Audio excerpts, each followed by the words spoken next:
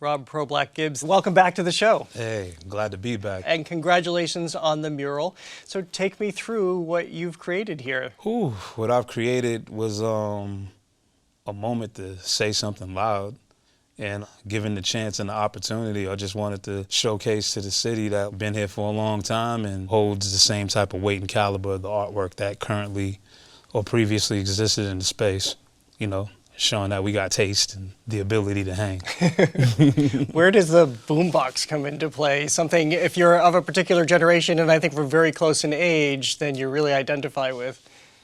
Right. It's just like there's a lot of people that ask, like, where does the CD go? Or what is that thing? Or, in a very unique way, it's like a family heirloom. The boombox was in our grandmother's house for years, and that was like the stereo for the house.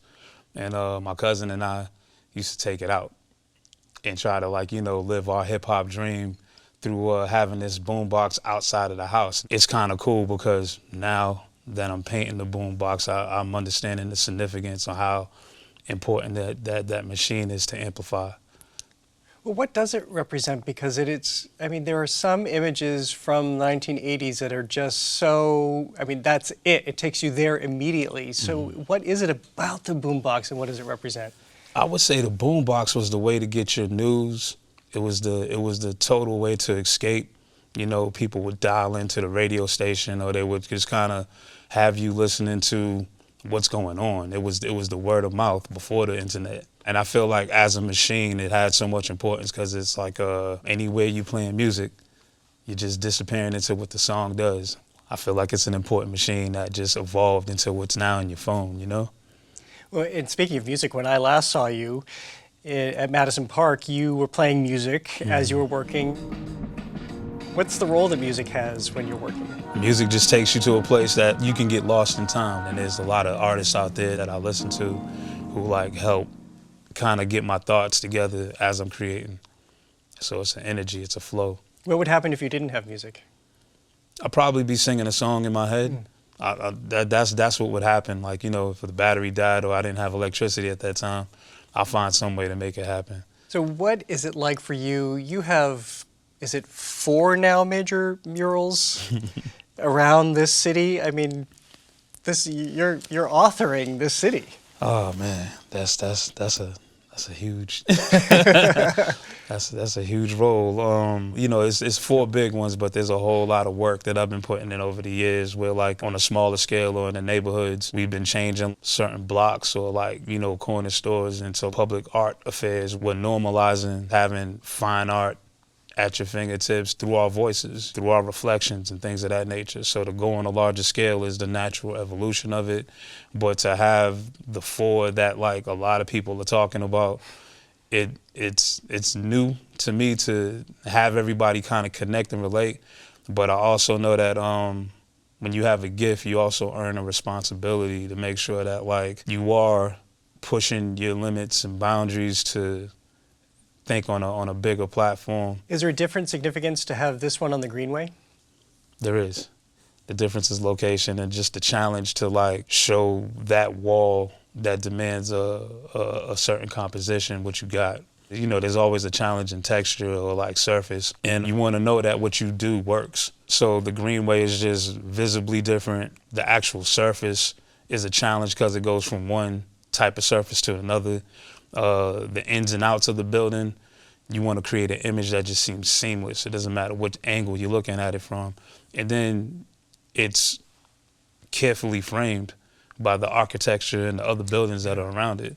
So what you see from the ground up, or if you're in a lift looking at it eye level, you also get to see these towering skyscrapers next to it that frame it real nice, you know? I know I've asked you this before, but it's because I can't even grasp how you do this, to have the perception up close as you're working as the same that you might have if you're however many thousands of feet you need to be away, to also conceive of what you're doing on a large scale. That's again, it comes from just years of doing it. But the larger you go, the larger you have to think. So you do get caught up in, like, the little minute details. Then when you get down and back up, it was like you did nothing at all. It was a little speck. So when you think larger, you get to maximize the ability of what the can is able to do. And a lot of people bug out because it's a spray can that's actually producing this work.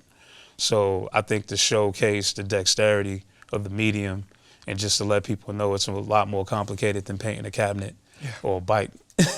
And they're getting to meet your daughter, who's now 4. Yeah, they're meeting Barbie in a larger capacity. My daughter is known as, Daddy's little helper. The message I want to relay to the younger generation, she's helping Daddy tell the younger ones and everybody around the world that, this city is yours and we can do this together. Where does that optimism come from? You remain so optimistic, so hopeful. It's that challenge to try to equalize the playing field, We could sit back and from the mural series that you highlighted, to breathe life into a situation, how do you do that? And I'm not just gonna keep repeating it. I'm gonna show you better than I can tell you. And if there's a way to always do it visually, people are always like taken in a certain way. And the goal half of the time is just to help people feel what they can feel when they are looking at something, because you never forget how you feel. To know that in our culture, through hip hop, that we have stories to tell, we have babies that we're raising when highly educated and educating people through the medium. So why not have them feel great on top of that? You know what I mean? Help them escape from what you can just see on the news all the time. It's wild when we approach a wall and we put that first coat of paint on there, we're opening up a whole portal to what's possible, depending on how and what composition comes out of it. It's a real expression from the inside that I haven't developed a word for it yet, and I know it exists out there, but I know how it feels. So I would just love to share that feeling. Here's to that. It is always such a pleasure to speak with you. Thank you so much. Thank you.